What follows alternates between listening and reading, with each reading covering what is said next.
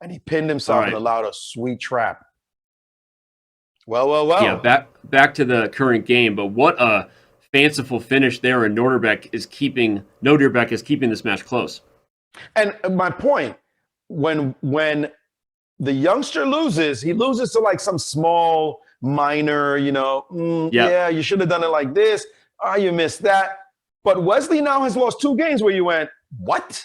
Wesley So just blundered horribly like that? That's 2 games we've seen him do it. Remember the game he blundered the knight on e7, and now he trapped his own rook. So he's blundered massively. We have not seen that from Nodirbek. We've seen it only from Wesley in this match. Now we've got this knight on g5 attacking with king on f8 and f5 coming. I get the feeling Wesley is... This is bad news. Yeah, I think he's going to bounce back. This looks terrible for Nodi. Awful. Why did he go into this line? This is terrible. Ouch. I mean, the sacks are looking like they're everywhere. Oh. Look at that move. That's nasty. That's just nasty. I want to cry. This feels resignable already for Black. That's how bad this is. It is resignable. Yeah. It is resignable. The threat of knight to see. He's got queen a7. That's his trick. Okay. Well, that's nice. It's got to still be resignable. Yeah. I want to play. Knight b6 is not playable. Wait, knight b6. No, because d4 at the very end. So you put the knight on c5. Then you put a pawn on b4. Yes, yeah. You put a pawn on b4, and you say, well, there is a knight takes b4 trick followed by rook c8. Okay. There's no bishop a3 at the end though. Bishop a3 at the end maybe. And we've seen the trade. Yeah. Oh, a bishop e3 because you have a knight e6 check threat. There you go. No, but what was working there? Could you go back? I don't understand. Yeah, we'll analyze it. No, what I was saying is he had I think if b4 takes, he had bishop a3. Oh, bishop a3 is what you said. Yeah. My apologies. Okay. Bishop a3 and you guard everything and he doesn't have any more tactics. Gotcha. I thought you said bishop e3. Bishop a3, absolutely right. Well, then if the knight is solid on c5, then forget it. This position's terrible. Yeah, I mean, you just start wondering. You know the piece you want to look at that you really don't like? That bishop on g7. Yeah, that's a pawn. I mean, just stare it down. That bishop on g7.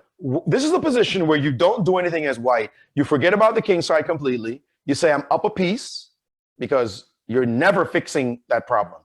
You're never, ever fixing that problem. It's just final. And I'm going to win on the queen side. Easily. Easily. Maybe you just down a piece. Now. Here he goes. He plays a4. Yeah, he's just up a piece. You're up a piece. There's no counterplay. There's no h4, h3. That's all nonsense. It's only about you're down a full piece, that bishop on g7, and we could keep trading and trading. Your king is stuck on f7 because g6 is hanging. By the way, queen b1 also could come at any point. Oh, that's queen a nice find, yeah. I mean, you're gonna play like knight f5 because you will have to. And the more trades, the merrier. Let's just keep getting pieces off the board. Final desperation, he had to sack on c5. After such a gift given to him in the last game, and Wesley's even mean about it. He's like, let me take on b5 first before I take your rook. Now he's Wesley is punishing him for the blunder that just happened. So this story, chalk this one up to a horrible opening. No chance once he got into that position. Wesley's just showing when I'm this level of strength, you cannot play bad openings against me. You're going to die. And now I like queen b1 again. I like bishop c5 and rook a7 as well. Oh, he finds it. Yeah, but I guess because knight b5 is met by rook b6. No, because rook was hanging. Oh, rook b6. So knight b5 is met by rook b6. Yeah. And then you win. And that was the key. So now it's just trade him and push him. And it's over. This is over. He's about. Oh, and rook a7 is coming, so it's really lights out. There's queen h4 even in the end if you want. No, don't blunder f1. Don't do that, Danny. Don't get excited. It's okay. It's okay. I got a little excited about queen h4. He's gonna chill. He's gonna just now slowly h3. H3 is possible, and that knight has nowhere to go. Although the knight's not really threatened right now, Yeah. so be careful. Be careful. You might not want to take it. I mean, maybe. Yeah, I don't think you really want to take it. Although here, he's offering it. Funny. He's funny. Probably Funny just rook guy. F3. Funny guy. He's got a way to get his Oh no, knight he out. goes Actually, for it. this is funny business. He's figured out. Whoa! Yeah, well, the problem for Nodi is that you take on G3 with check. Look at all this desperation, just throwing stuff at him with bishop to b. Hey, the queen's overworked. Yeah. The queen is overworked, and he keeps putting him with little tactical points. Yeah. As rook, look, the queen is massively overworked. The queen's guarding 3 pieces. Did you see that last move? Yeah. Rook c5. The queen was guarding 3 pieces by itself, but you couldn't take advantage of it in any of the moves. And Wesley somehow has kept it all together and is winning. That was amazing. We were saying the queen was overworked, and Wesley said, well, I'm going to give it more work. Rook c5, and the guy still can't take advantage. That was amazing. Okay, wow. Wesley has won 2 of 3 here in the 3-minute portion, but it's been all decisive chess with Norderbek now with the white pieces once again. Back to his scotch. Kind of a weird. What was it? No, he played a 4 knights. He went 4 knights. Okay, he played knight c3 and okay, there we go. I'm surprised he didn't go back into a scotch. Remember how that scotch was real wild and crazy and looked good for him? He hasn't gone back to it since. No, I'm surprised by that. But anyway, here he is. Here he is with some sharp, with some hope of sharp play with f4 eventually. But Wesley just said, I'm willing to go sharp also and play h5. h4 itself, I don't like giving this guy a square on g4 where he can park a piece for the rest of all time. Now you want to play f3. You want to play f3, but there is a queen b6 check and a knight e3. Do I believe that? Yeah, it looks super suspect. Maybe you... No? I mean, there's weird lines where maybe you take g4, and if h takes, you play bishop g5 first, and then... no, okay, he's not going for I'm not feeling this anymore. Yeah, this looks weird. Yeah, oh boy. Yeah, no, now we know why we're not feeling it. There was something feeling wrong. And white, this is too solid. You can't be doing the solid stuff. You're going to get beat. You're going to get beat. He needs to go back to that scotch that we keep calling for. We got about 15,000 of you with us, by the way. 10,000 on Twitch. I don't get it. I don't know why he didn't go for that. Now he's in big trouble. Bishop g5 is his best looking trick, and it doesn't work at the end because of a tactic. Bishop g5, trade twice, trade once, then take the pawn. All right, so take it and take the pawn. And when you drop f3, looks like, ooh, I'm doing good. h4 shows up and you go, uh-oh, queen's almost trapped. Here you got to run with queen h3 and then you're bust. Then knight e3 and it's lights out. Bye-bye. See ya. Finished. So white played for knight e3, but that just gives up the h-pawn. This for sure has just gone terribly wrong. He had no choice. And by the way, that win, what do we say? Momentum doesn't matter until you take the lead. And he won. He bounced back with a win, a bad blunder by Wesley, and then he lost. So he's down 2. And now he's in line to lose again. And if he goes down 3, I'm going to say, sorry. Yeah. He's going to start feeling deeply frustrated because he made such a valiant comeback and Wesley is now putting it on him. Wesley has won a clean pawn and has the compensation, as our buddy Yasser would like to say. He's got, Black has the attack and the compensation here, and this is just tough for the squares. All the squares are blacks, and he played what is probably not the most aggressive move because he could have castled queenside. And there was no counterplay. There was no attack at all, queenside, 0. But he could have prepared it anyway because f7 was hanging. But he said, nah, I'm just going to play solid. I'm up a pawn. What are you going to do? You're busted.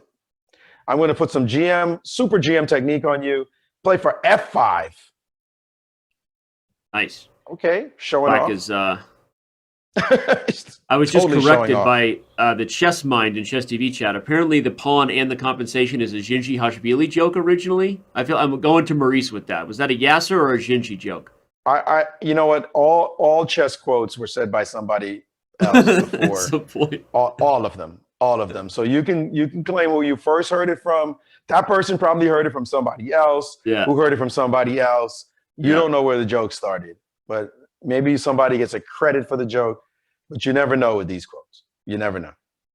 The old GMs, the OG GMs, way back in the day, they said everything. Come on, they saw all this stuff already. So let's just give it credit to the legends of the game. But I wouldn't doubt that Gingy said it. Wesley is finding himself, and that's where he gets some credit, right? Because regardless of the fact it looked like at one point he might be tilting, he seems to have recovered, even losing the tough games he has. He's about to bounce right back and reclaim his 3-game lead if he wins this one.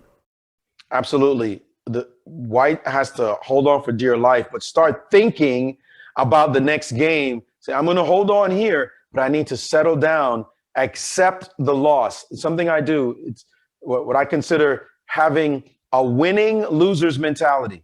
A winning loser's mentality. When you know you're going to lose the game, but what am I going to get from this after the game is over? What am I thinking about? How do I profit from this loss? Bad loss, to be sure. Guy outplayed me, but I want to get my mind right for the next game so I can really be in it. That's where he has to be. And I saw his face kind of go buggy-eyed right there, the Norderbek. He was like, or Nodirbek, I should say. He showed his eyes were like, whew, I just got smashed. I got to settle down and not let this get out of hand, because Wesley is now up 3. He could take a 4-point lead again, and it's like the beginning of the match. Yep. No, I really like what you said there. A winning losing mentality, and I think it's super important in matches like this, especially when if you don't take a second, right, check yourself before you wreck yourself, then you could, that's how you go on tilt, right? But you take a breath, find a positive frame of mind, even if sometimes it's just like a takeaway, like, all right, here's what I got out of that opening if I ever get it again. Just anything that gets you grounded, that you got something out of the game, rather than just resigning and clicking rematch. Correct. I like that. And we just saw Wesley move and get up. So a good time to play B5. And Wesley knew he made some very quick moves in that position. So he got up. It looks like he's taking a bathroom break. That's when you know you're a boss. When you can take a bathroom break in a 3-minute game. That's hardcore. That's hardcore. Unless, sometimes your stomach could be growling really bad, or, it's just coming. You got to go to the restroom. If he was trying to get like opening help here, it's not going to matter, because no move in this position is going to help you more than 30 seconds on your clock would hurt. And he came back, sat down, and played G4. How you like that? He just get G4. That's it. Let's go. But and he's still worse though. Something has gone wrong out of the opening here. Norderbek plays Queen D5, and Black is in control. Shout out to the gifted Diamond memberships that are happening there. Not calling them all out, but thanks. And he had to play C4, and G4 doesn't threaten anything. I mean, it does open the file, but right now, C4 looks like you have to take. Why would you even take more than 5 seconds? Because while Black can't get the B file because the bishop, it definitely feels like Black is ahead of the race here. Wow, A4. You got to be kidding. I mean, yikes. Really? What does that do? What does it even do? It stops the A pawn from going down the board? You're not getting the C6 pawn. I just play Queen B6, and you're not. Just defend, and you're not getting the pawn. And you have to watch out for things. Maybe he's trying to deflect the Black Queen from H5 so he can take it for free. It looks like that's what he wanted. He just wants to take it and get his play going. So he said, just move off the rank. Yeah. And there's no way to stay on the rank. The whole rank is covered. So now Black has to decide what the precise move is. Queen B6. You have to be careful, because this E4 bishop is tender. I mean, there's lines with C3, the queen would have to take, and you wonder if there's some sort of discovery against the bishop. Nice tactical eye. I don't know why he would even, this is not what the position seemed to demand. Rook to D8. And what move? I mean, I don't understand Rook D8. I don't understand you chasing a pawn in this position. Yeah, Rook D8 was an odd. odd move. The computer didn't I mean, like the that. attack Let's is back coming up. on the other side. You need to feel the juice here. I mean, I don't know if this move C3 was working. That was my idea. Something I don't know, but maybe White has this move. I Actually, love C3.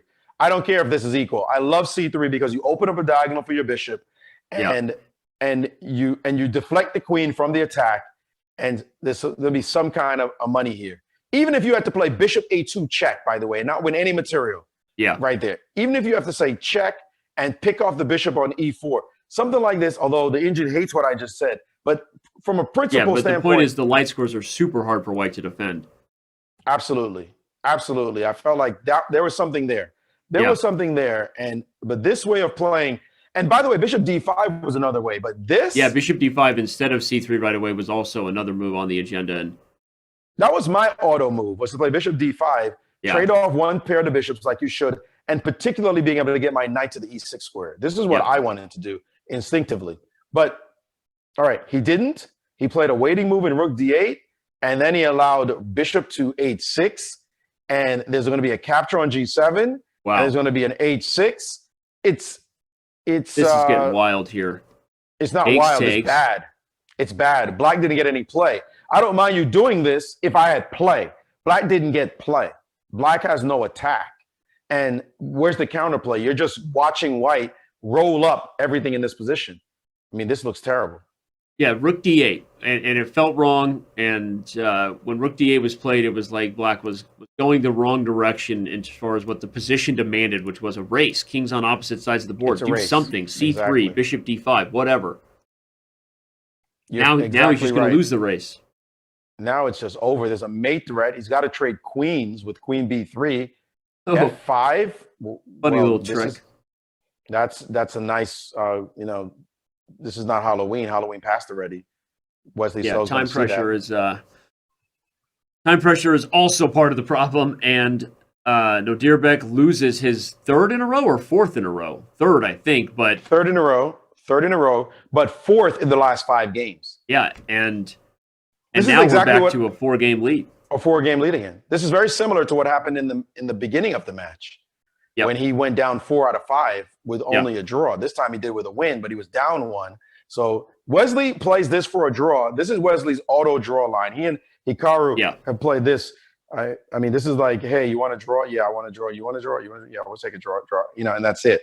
So right now, this is how Wesley, when he's got black and he wants to make a draw, he makes it happen. And bishop to E6. I think it's actually queen E4 that makes the draw with queen E4, queen E6. But queen E3, bishop E6 does keep some life in the position. Knight C3. And here we go. Yeah, this knight wants to get to B5 or E4. Like you said, they're kind of lame. I mean, if Robert was here, he would just be coughing at the Berlin. He doesn't hide his frustration with the Berlin at times. But okay, White does have a teeny bit. From the advice you gave him before, Maurice, right? This is maybe calm down a little bit, youngster, and play a position you can't lose now that you've lost 3 in a row. I think he's demoralized. I'm going to say straight up. I think he's demoralized. He had made an amazing comeback, and then he had won one of these games in the 3-minute. Yeah. But that game he played and got schooled, that third game, he has not recovered from it. He's not recovered. He's demoralized. He can't believe this happened. He can't believe the turnaround. And you said it, Danny. You said Wesley So at 3-minute has been awesome. And Wesley So has shown that he can be awesome at his moneymaker in a lot of these SCC matches where he just seems to feel super confident and comfy. This is what. Whoa, is this? I thought there was a sacrifice on C7, but it looks like it ends up being equal at the end. Right? Doesn't Queen C7 catch your eye here?